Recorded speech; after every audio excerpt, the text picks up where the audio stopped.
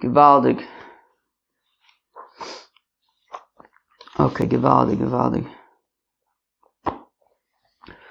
Hey friends, what's up? Welcome back to Babylon Talmud. Today we're studying Daf Vav, Daf 6 of Masechet Sukkah.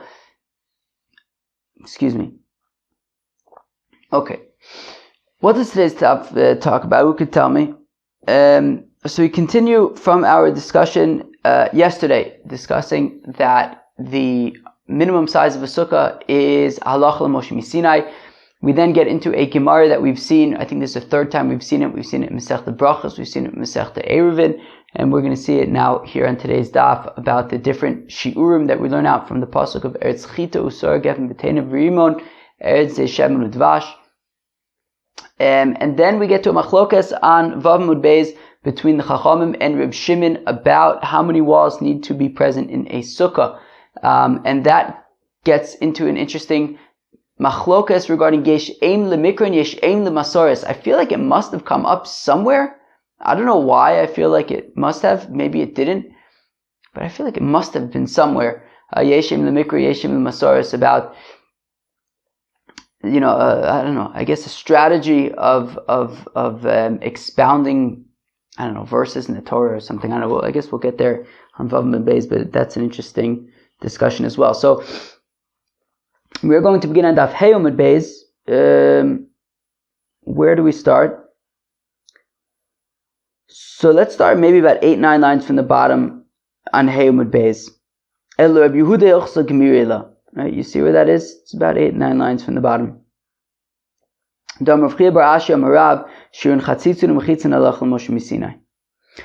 had gotten to a machlok, right? So yesterday, of course, we were discussing the minimum size of a sukkah. The minimum size of a sukkah, of course, being 10 tefachim. The kasha is, how do we know that? So, so we had said, well, we can learn it out from the kruvim. From the kruvim, l'maisa, that the Mishkan was 60 tefachim tall. The kruvim went up to a third of the height, 20 tefachim. And the Aron was 10 tefachim.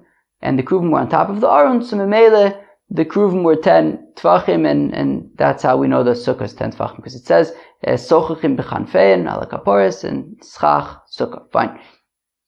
We asked a very interesting shaila though, which is that Rabbi Yehuda holds that actually the amos used to build the Aron was actually 5 tefachim in each amma, not 6 tefachim in each amma, which means that memele the Aron was only 7.5 tefachim, plus the kaporis is 8.5 tefachim, which means that based on that calculation, the kruvim would be 11.5 tefachim, which would mean that the sukkah then would be 11.5 tefachim, not 10 tefachim. So we said, so according to Rabbi Yehuda, who holds that way, so then how does he know that the minimum size of a sukkah is 10 tefachim and not 11.5 tefachim? So we say it's halacha l'Moshe Sinai. That's shiur mechitzin, shiur and chatzitzin and mechitzin are halacha l'Moshe Sinai. Measurements, chatzitzas in the mikvah, and walls, halachas of walls are halacha l'Moshe Sinai. And therefore, so how do we know that the sukkah is 10 tefachim tall? Just because it is. It's halacha l'Moshe Sinai. It's tradition from Moshe at Har Sinai that the minimum size of a sukkah is 10 tefachim. Gewaldig. Now, for the Gemara, shirun d'oraisa ninu. But measurements aren't halacha l'Moshe Sinai. Measurements are midoraisa. There's a pasuk that teaches us about measurements. Dichsev, as the pasuk says, Eretz Chita Usara, a land of wheat and barley, v'gefen v'teinav v'rimon, as well as grapes and figs and pomegranates cheve. The pasuk here is talking about the peiros of Eretz Yisrael, the fruits of Eretz Yisrael. Now I can tell you something. I'm mamash here in Eretz Yisrael. I got here like a week and a half ago. It's true. The fruits of Eretz Yisrael are so absolutely geschmack. Mamish. The figs now in Shuk Machne Yehuda, oh my goodness, it's like a treat, those figs. They are so fresh and like delicious. The figs of Eretz Yisrael, man, I mean, I was in Chutz La'aretz for like 9-10 months or so. At one point we had figs from I don't know, they think they were from California. Now, I bet the figs in California are very geschmack. I bet they are. But the ones that I had, man, I mean, the figs of Eretz Yisrael, they're mamish a gewalt. The dates, all of these inyanim that you can get at Shuk Machne Yehuda, mamish, it's something else. Now, So says the pasuk, Eretz Chita Usara, a land of wheat and barley, V'gefen v'tein of rimon, and grapes and figs and pomegranates, Eretz shemen, olive oil, dvash, mamish. The pasuk knows what it's talking about. These things in Eretz Yisrael are top notch. And says Rav Chanan that this pasuk, all of the fruits in this pasuk are teaching us about different sizes, different amounts. Chita levaisa menuga, as we've learned this before. For example, what's the shear associated, the measurement associated with wheat? Is that if a fellow goes into a house that has tsaras, so of course he becomes tameh. So now there's a distinction in shtickle, which is, he becomes tameh immediately, but his clothing that he's wearing, it becomes tameh till the evening. He's got to wash it in the mikveh. But it's only if he spent a certain amount of time in the house. If he just walks in and out of the house, so he'll become tameh for walking into a house with tsaras, but his clothing his clothing won't become tameh. He has to wait inside of the house that has tsaras for a certain amount of time in order for his clothing also to become tameh. And what's that amount of time? The Tanan, as we learn in the Mishnah, a fellow who goes into a house that has tsaras,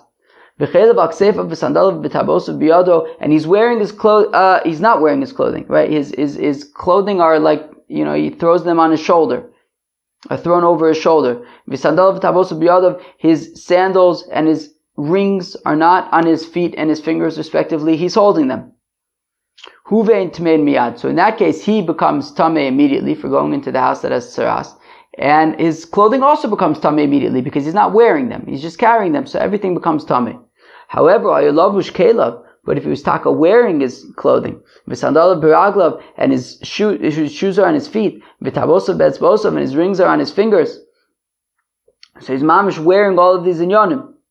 Hu tameh miyad, so he becomes tameh immediately because he went into house with tsaras. However, but the clothing that he's wearing are not tameh immediately, rather tahorim. They remain pure until he waits in the house, till he hangs out in the house a certain amount of time. How much is that time? The amount of time that it takes to eat a pras. Of course, you remember from Masechta Eruvin that when you put out a Eruvei Tchumen, so the amount they have to put out is Mozen Shtei Sudis, enough food for 2 meals. So a pras is half of that, enough food for 1 meal. Now 2 meals are 8 eggs worth.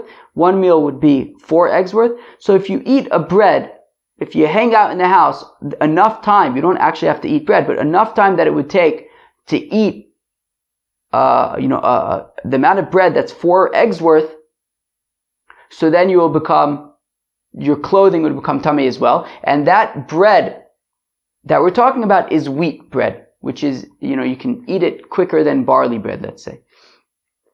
So that's what we're talking about. What we learn out from wheat is that if you go into a house that has tsaras on it and you're wearing your clothing, so if you stay in that house enough time, the amount of time that it would take to eat a bread that's 4 eggs worth, and it's wheat bread, your clothing's going to be tameh as well. You put them in the mikveh, and then they become tahor in the evening. Meisev v'ochel belifton. The amount of the time that it would take to eat the bread while also reclining and eating it with some kind of delicious dip. Also, of course, in Eretz Yisrael, the dips are mamish geval. The hummus, the trina. I was somewhere recently. They had all sorts of very, very delicious things to put on bread. Mamish Eretz Yisrael is really, really top notch. Let's go weiter. Se'ora, barley. The Tanan, as we learned in the Mishnah, etzem kise'ora, if you have a bone the size of a kernel of barley, mitame b'mago umasa, it's mitame if you touch it, if you carry it, and mitame ba'oil, it won't be mitame in an oil. But of course, we know that tumasa oil, if you have a mace, a corpse in a house, or even a kazayas from a corpse in a house, so it's going to be mitame ba'oil, it's going to be mitame the entire house. However, if you have a bone the size of so 1 second. So if you have less than a kazayas of the basar, the meat, the flesh of a corpse, and it's not mitame ba'oil. However, when it comes to a bone, if you have an etzem kisara, a bone the size of a kernel of barley, so then if you touch it, you will become tummy, or if you carry it, you will become tummy, but it won't be matame the entire house. It won't be matame ba'ol. Okay, sounds very nice to me. So that's what we learn out from barley, that etzem kisara is matame b'mago masid, but not ba'ol. Gefen k'dei revi'is yain l'nazir. What we learn out from grapes is the amount of a revi'is of wine for a nazir. So what does this mean? So a nazir, of course, is a fellow who says he takes this oath of being a nazir, of being a Nazirite. Is that the word for it in English? Let's say that. He's a nazir. So he's not allowed to drink any wine. That's part of the restrictions of a nazir. He doesn't drink any wine. How much wine doesn't he drink? A revi'is of wine. Okay, what's a revi'is? A few ounces, whatever it is. He doesn't drink it. Now that revi'is, l'maisa, okay, so he doesn't drink a revi'is. I don't know, it's a certain number of ounces. But where this really becomes a shear is that it's not only wine that he doesn't drink, but also he doesn't drink grape seeds, anything that comes from grapes. How do you, now of course the shear of a nazir is a revi'is. Revi'is is a fluid, a liquid measure. Grape seeds are a solid. How do you measure how much, what's the equivalent of a revi'is in grape seeds? So what you do is you take a cup of wine, a full cup of wine, and you put some grape seeds in the cup, and you keep on adding grape seeds until a revi'is of wine has been displaced. Once a revi'is of wine has been displaced, that's the volume of grape seeds that a nazir would be forbidden to eat. And the point being that we're specifically saying a revi'is of wine being displaced as opposed to a revi'is of water being displaced, because a revi'is of water would be a smaller amount because it would be displaced easier than wine, which is thicker, I guess, especially back then where it was mamish. We hear all the time about how they would have to dilute the wine, right? So it would require more grape seeds to dilute a revi'is of wine. And that's what we mean, k'dei revi'is yain l'nazir. That a nazir, when we're calculating how much like grape seeds and things like that he would be forbidden from consuming, we determine that it's a revi'is by how much wine specifically would be displaced in a glass of wine. That's how much like grape seeds that he's not allowed to eat. Okay? That's what we learn out from a revi'is. Te'ena, figs, ki gregus le'otzah Shabbos. Of course, as we know from Masechta Shabbos, that the shear for hotzah of foods is a fig, a dried fig. Rimon, what is the measurement that we learn out from pomegranates? The Tanan, as we learn in the Mishnah, of course we've seen this Mishnah, well, we've seen all this stuff before because we've seen this Gemara before about this puzzle. Kol klei ba'alei batim shirun kirimonim, that if you have a kli, a vessel, and it becomes tameh, so of course you have to break it. We know that from Masechta Shabbos. We learned a lot about these kinds of things in Masechta Shabbos. So if you have a vessel and it becomes broken, it becomes tameh, so you have to break it. So at what point is it considered broken, right? Maybe you don't want to smash the thing. Maybe you just want to do the minimum amount of breaking. So the answer is, once a vessel has a hole in it the size of a pomegranate, well then it's unusable. Once it has a hole the size of a pomegranate, it's unusable and it's considered broken and it's no longer tameh. And we say specifically the klei ba'alei batim, vessels belonging to a homeowner, meaning a fellow who's got a vessel that works for him, and if it gets a hole the size of an olive, okay, so he'll use it for pomegranates, no problem. So kilu, in that case, the vessel of a balabayas, if it gets the hole the size of an olive, it's not considered broken yet because he can still use it for pomegranates. Once it gets a hole the size of a pomegranate, it's no longer usable. I mean, everything's going to fall out and it's considered broken and it won't be tameh anymore. The reason why it specifically has to be a homeowner as opposed to a professional, like an artisan, somebody who makes these vessels for a living, it's because once a vessel already has in it the hole the size of an olive, it's not really marketable. Nobody's going to want to buy it, and therefore it's that for a artisan. So then even a hole the size of an olive would be enough to consider it broken. But for a balabais, a homeowner who has vessels and tools and he wants to hold on to them for as long as possible, so then only once the hole in the kli is the size of a pomegranate, at that point it would be considered properly broken and it would no longer be tameh. Eretz Zeh Shemen, a land of olive oil, i.e. olives. Eretz Shekos Shireh Kazesim, a land that all of its measures are olives. What do you mean all of its measures are olives. We just listed a whole bunch of shiurin, right? The chita, right? The wheat for a bayis manuga, the etzim kisor mitam mago masa, the yain, k'dei revius yain the nazir, etc. We just listed all sorts of measures that are not a kazayis. What do you mean that a land that all of its measures are kazayis? That's clearly not true.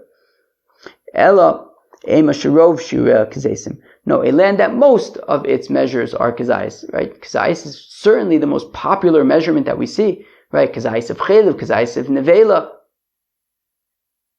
I don't know. Rashi gives a whole bunch of examples. Right, tmei meis we just right, basar, kazayis of basar meis, basar b'chalav. Although it didn't say that, it said chelev, but pigol. Rashi gives all sorts of examples, right? We all know kizesim. I'd say it's hands down the most popular measure. Devash ki koseves agas b'yom kippurim, and of course, as we know, fresh out of Masechta Yoma, that from honey, which as Rashi says, honey refers to anything sweet, including dates, and therefore, what we learn out from dates is Kikoseves agas b'yom kippurim, that on Yom Kippur you're chayiv kares if you eat a koseves worth of food. Amud oraisa ninu. Boom. So just to go back to our original question, we see from here that all these measurements are midoraisa. We just quoted a pasuk. We learned from a pasuk all of these shiurim, so clearly they're deoraisa. V'tizra, the Gemara says, 1 second, shiurim miksive. We just had fancy drushes about all of these 7 measures. They're not explicitly written in the Torah. It doesn't say, the Torah is talking about the fruits of Eretz Yisrael. The gishmaka ma'adanim that you could buy in Shuk Machne Yehuda. It's not talking about bayis hamanuga or etzim kisor mitame b'mago v'masav v'lo ba'oel. No, these are drushes. Ela al hilchas aninu v'kas machna ba'alma. Who? No, it's halacha l'Moshe misinai. All these measurements are halacha l'Moshe misinai. The fact that kidei revius yayin by a nazir, for example, halacha l'Moshe misinai. The etzim kisor is halacha l'Moshe misinai. These are all halacha l'Moshe misinai. But we just use the pasuk as an asmachta, as a place to kind of refer to all of these. It's like one place where we could sort of remember and apply, a place to reference all of these halachas and bring them in one place. But it's a convenient way to kind of, refer to them.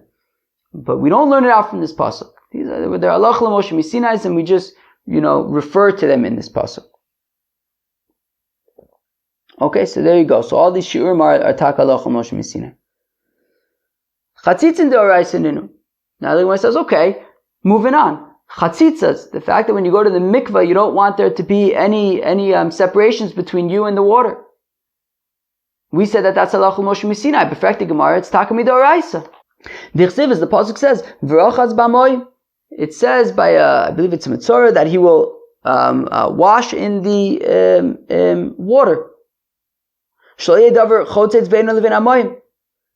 That there shouldn't be anything between him and the water. He needs to go in the water.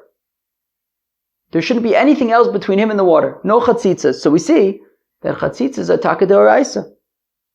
The Sairo. So the Gemara answers, the halacha l'Moshe misinai is with regard to his hair. Kiderab Babachana, as we see from Rabbi Babachana, Dam Rabbi Babachana, nima'achas kshura chotzetzes.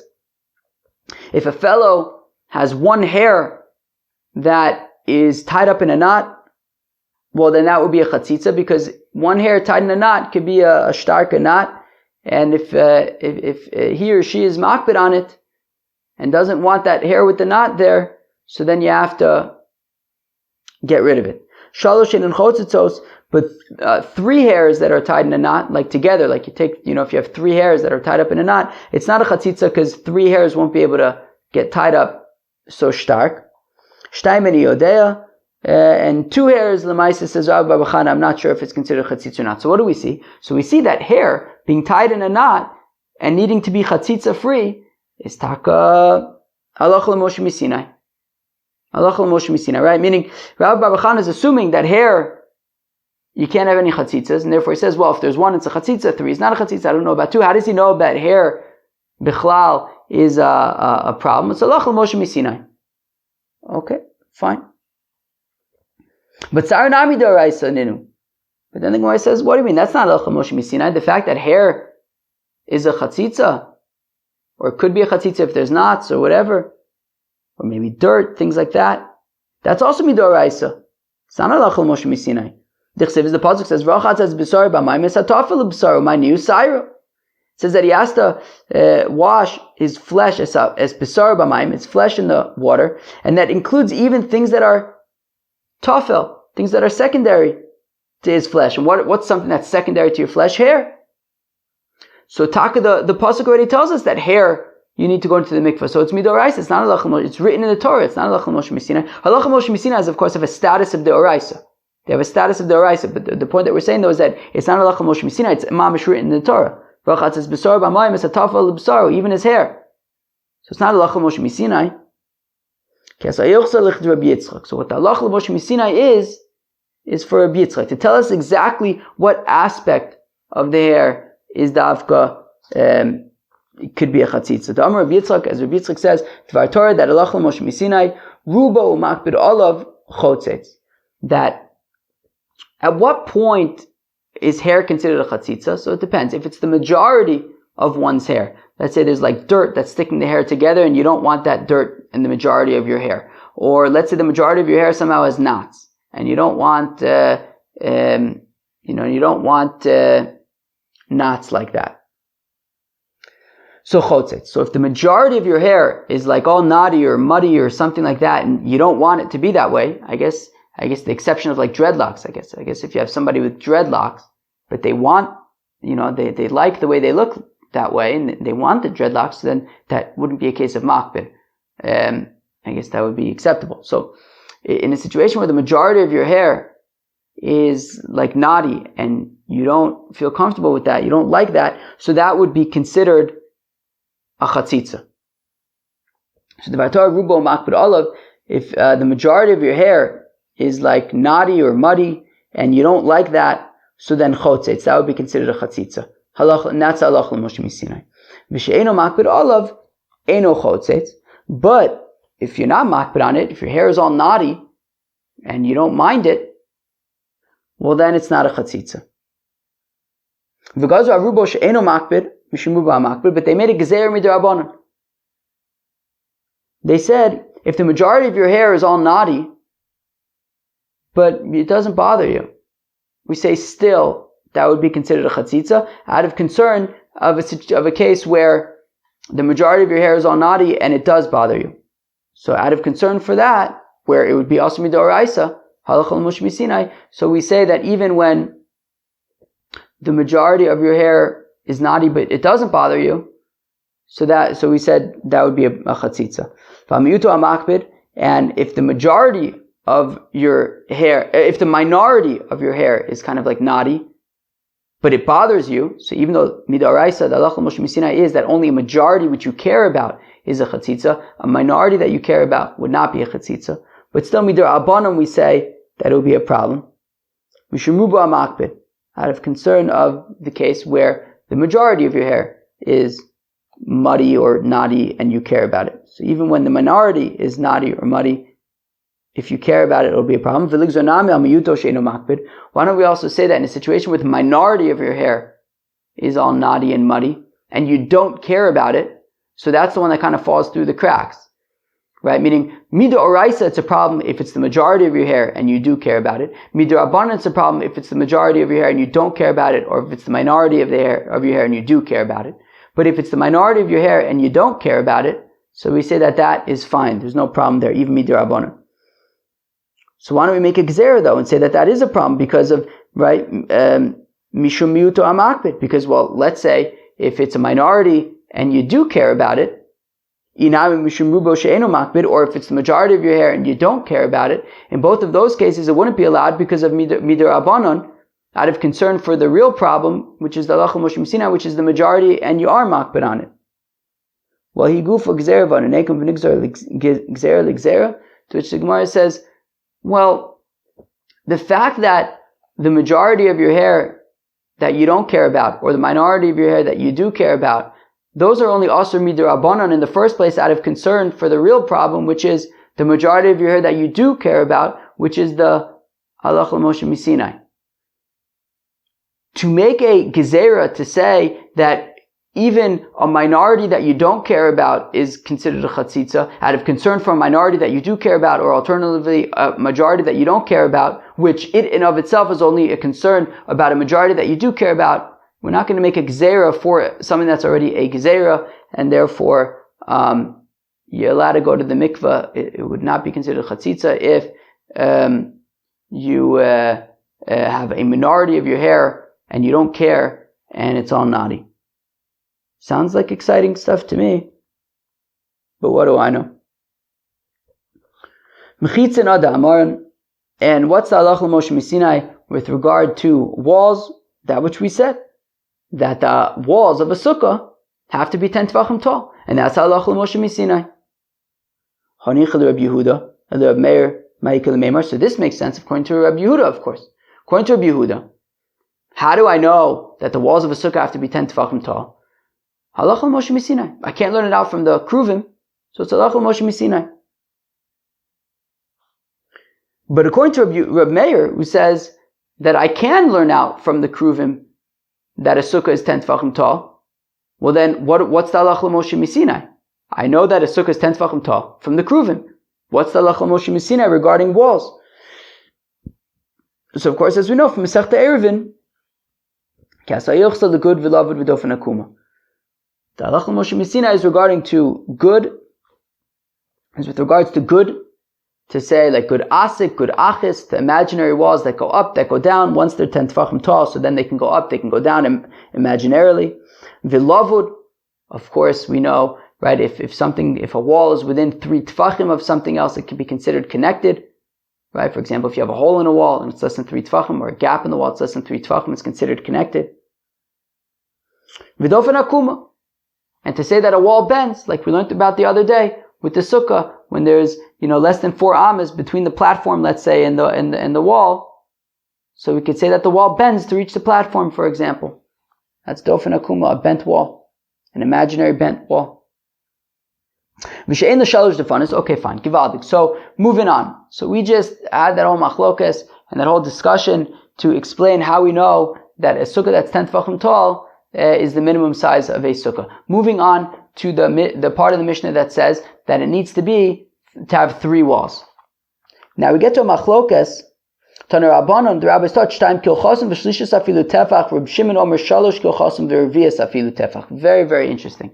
So we get to a machlokes between the Chachamim and Reb Meir and Reb Shimon. The Chachamim say that the walls of a sukkah, you have to have 2 complete walls, 2 full walls that go the whole length of the sukkah and width of the sukkah. But the 3rd wall just needs to be a tefach. Once you have 1 tefach of the 3rd wall, you're done. So really a sukkah needs to have 2 walls and then a very little bit for a 3rd one. That's really it. Reb Shimon says no, 3 walls, and then the 4th one could just be a little bit, could be that tefach. Now the Gemara wants to know, what are they arguing? What's the svara here? What's the argument about? Now listen to this, it's very interesting. Rabbanon savre yesh aim the masoret, Reb Shimon savre yesh aim the mikra. The rabbis say, look, our approach is that when we look at a pasuk to try to understand what it means, we pay attention to how it's written. Reb Shimon says, I'm not concerned so much about how it's written. I'm concerned about lemaisa, how it's read. That's what's important to me. And therefore, the pasuk the Torah says Sukkos 3 times. Basukos teishu shivas yom kol ezach biso yeshu basukos. That's 2. L'man yedidor sechem ki basukos. That's 3. Hoshavtes b'nei Yisrael b'tzios ometz mitzrayim and Hashem elokechem. So it says Sukkos 3 times. Now, if you look at the pasuk, so the first 2 times it says Sukkos, there's no vav in there. It doesn't say, it's not written Sukkos. If there were no nekudis in the Torah, you might think that it says Sukkas. Singular. Sukkos is plural in sukkahs, in huts, although maybe talk referring to Anani Akavod, fine, Seder. Sukkas is singular. And therefore the Rabbanan say, look, when we're making a drasha, when we're expounding these psukim, we're interested in how it's written. Yeshem the masoret, the tradition that Moshe Rabbeinu wrote down in the Torah that we have. And therefore, from the first Sukkas it's singular. The second time it's written Sukkas, it's also singular. And then the third time it's written in Sukkos, which is plural. So that's a total of 4. Whereas Reb Shimon says, and that's what we have to work with those 4. Now, Reb Shimon says, Yeshem lemikra.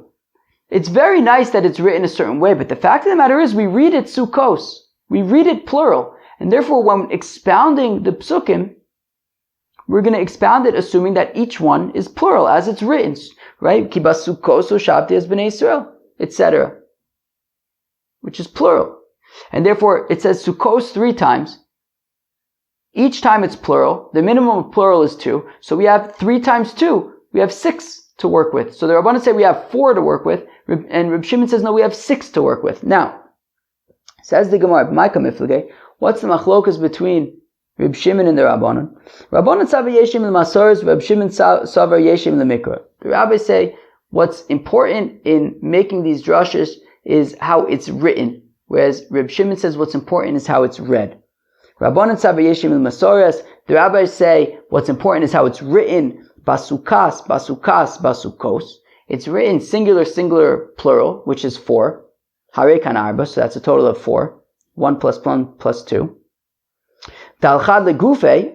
Now, you have to remove the first one, because the first one just teaches us that you have to sit in sukkahs. It's not to make drushes. So it teaches us just that you need to sit in a sukkah. Fine. So now you're left with the remaining 3. You had to remove the first one, you're left with the remaining 3.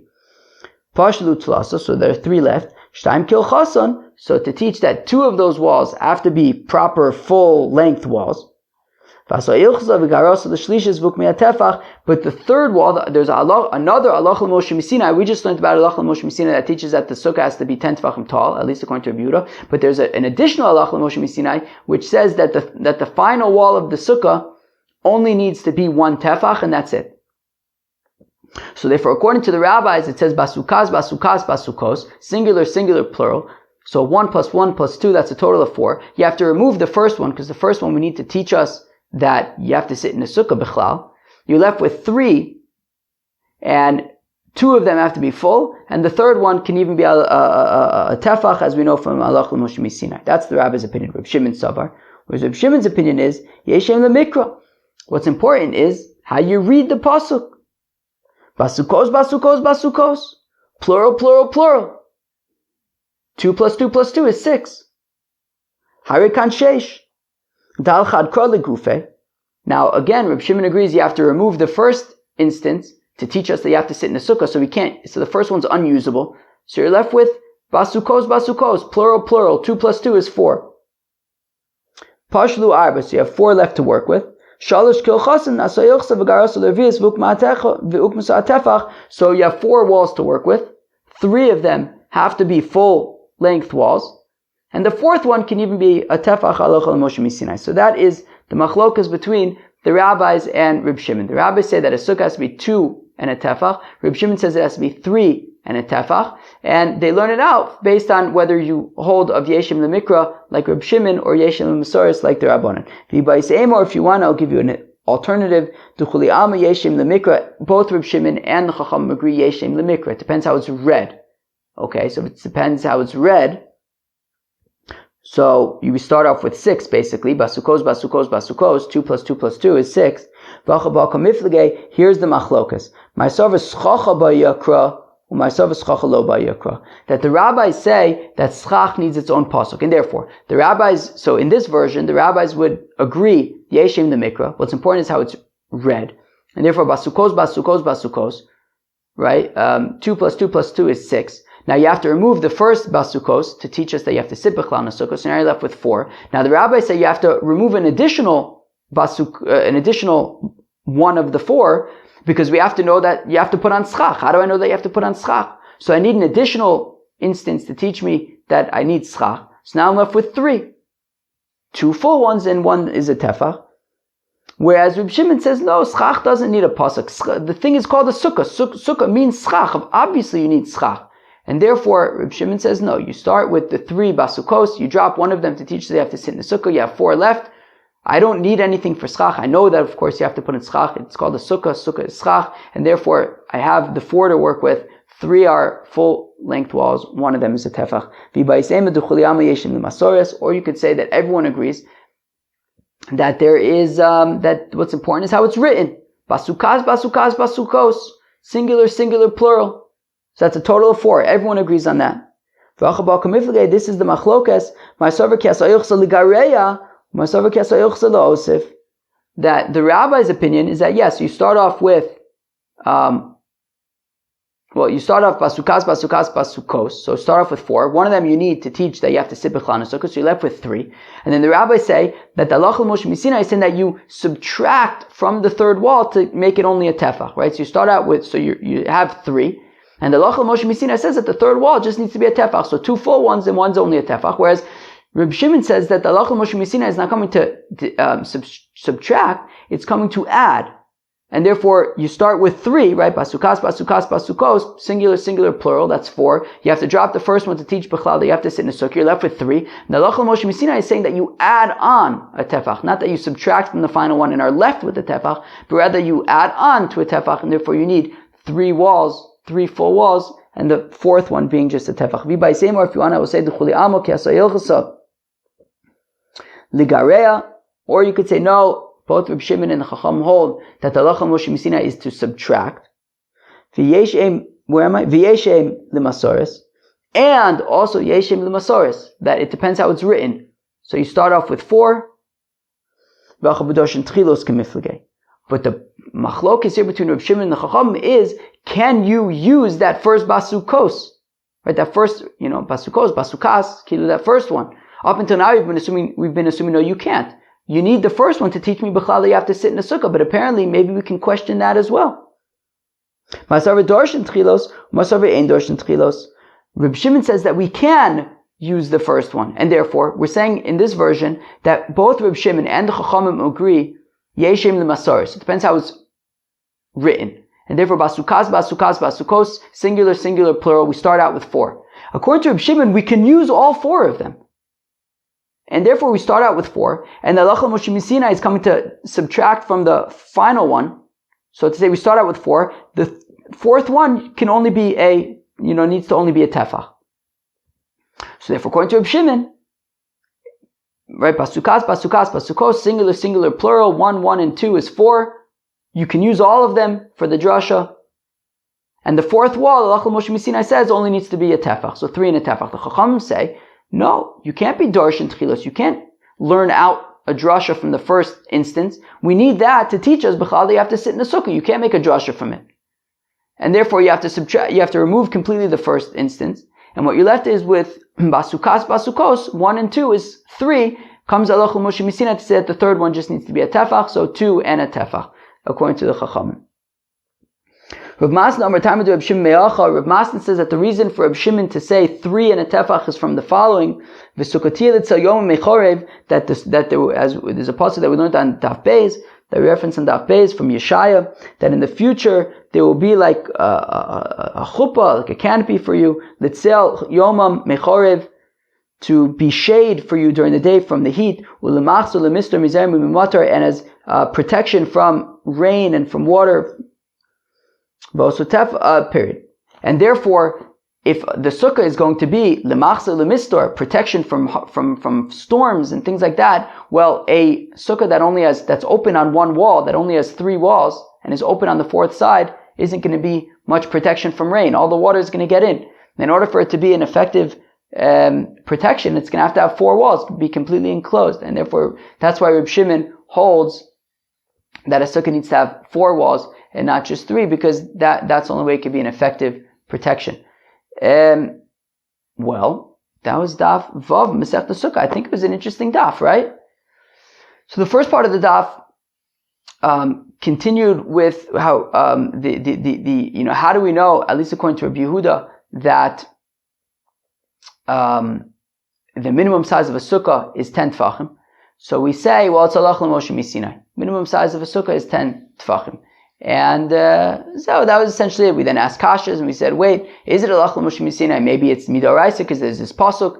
And we said, right, shiurim chatzitzin u'mechitzin are halacha Moshe Misinai, that measurements are halacha Moshe Misinai. The fact that when you go to the mikvah, you can't have any chatzitzas, which we said is specifically about the hair, that if the majority of your hair there is like knotty or muddy, so then midoraisa, you're going to have to undo the knots or remove the mud in order to go to the mikvah. But then we see midorabanon, even if it's a majority and you don't care about it, or if it's a minority and you do care about it, those also you should take care of before you go to the mikvah. But if it's a minority and you don't care about it, then that's okay, because we're not going to make a gzera like gzera. And we said that the mechitzin, the walls, are also halacha l'Moshe Sinai. We said, wait a second, that makes sense according to Reb Yehuda, who doesn't learn out that the 10 tefachim of the sukkah can be learned from the kruvim. So he has to say it's halacha l'Moshe Sinai. But according to Reb Meir, he learns out the height of the sukkah from the kruvim. So what's the halacha l'Moshe Sinai about walls? Well, there's good asik, good achis, there's lavud, there's dofen akuma. Those are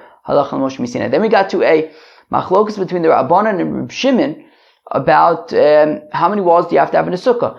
The rabbis say you have to have 2 in a tefach. Reb Shimon says you have to have 3 in a tefach. And the question is, why? What's the source of the machlokas? So we spent most of the time explaining the machlokas within the context of Yeshem l'mikra, of Yeshem l'masoret. When we expound psukim, do we take into account what's more important, the way that the words are written or the way that they are read? Initially, we wanted to say that the Chacham say what's important is the way that it is written, and therefore basukos, singular, plural. They use that to learn out, to make their drasha essentially of 2 in a tefach. Reb Shimon says no, what's important is basukos, the way that it's read, plural. He learns out to learn 3 in a tefach. We then showed how the machlokas could also be if they both say Yesh in the masoret, or if they both say Yesh in the mikra, maybe it's about dorsh and tchilos. We kind of explained then the machlokas in different ways, but really through the lens mostly of Yesh in the mikra versus Yesh in the masoret. And finally we had the opinion at the end of Rav Masna that actually Reb Shimon says that a sukkah needs to have 4 walls, because we learn enough from that the sukkah is going to be protection from rain and from storms. And now it can only be an effective protection from storms if it's enclosed on all sides. Therefore, it's going to have 4 walls. That is the reasoning of Reb Shimon according to Rav Masna. Cheve, that was the Vav Masechta Sukkah. I hope you enjoyed it very, very much, and I hope to see you tomorrow here at Babylon Talmud. Cheers.